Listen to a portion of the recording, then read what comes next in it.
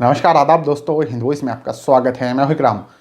बात करते हैं गुजरात चुनाव के नए अपडेट की। एक बहुत ही महत्वपूर्ण जानकारी आप लोगों के साथ शेयर कर रहा हूं।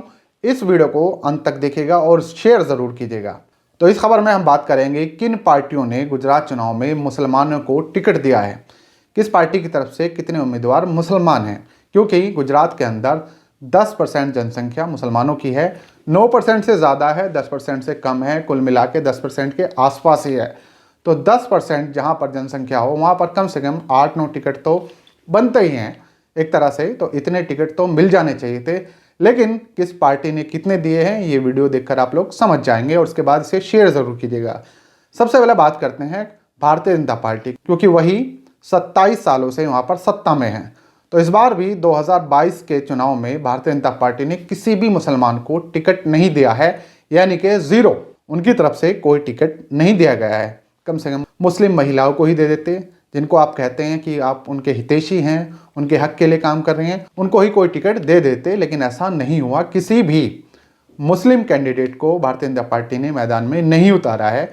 सबका साथ, सबका विकास, सबका विश्वास, शायद राजनीति में ये ज़ीरो दिख रहा है। खैर, अब बढ़ते हैं कांग्रेस की तरफ।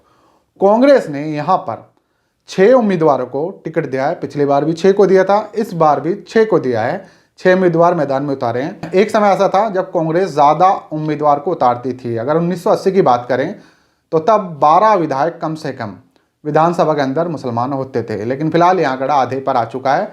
6 जाते हैं और उसमें 6 में से लगभग 2 से 3 जीतते हैं। पिछली बार भी ऐसा ही कुछ हुआ था।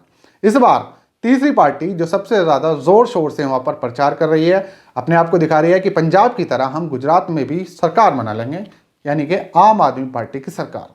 उसने वहाँ पर सिर्फ 2 लोगों को टिकट दिया है। 2 ही लोगों को मैदान में उतारा है, 2 को ही टिकट दिया है।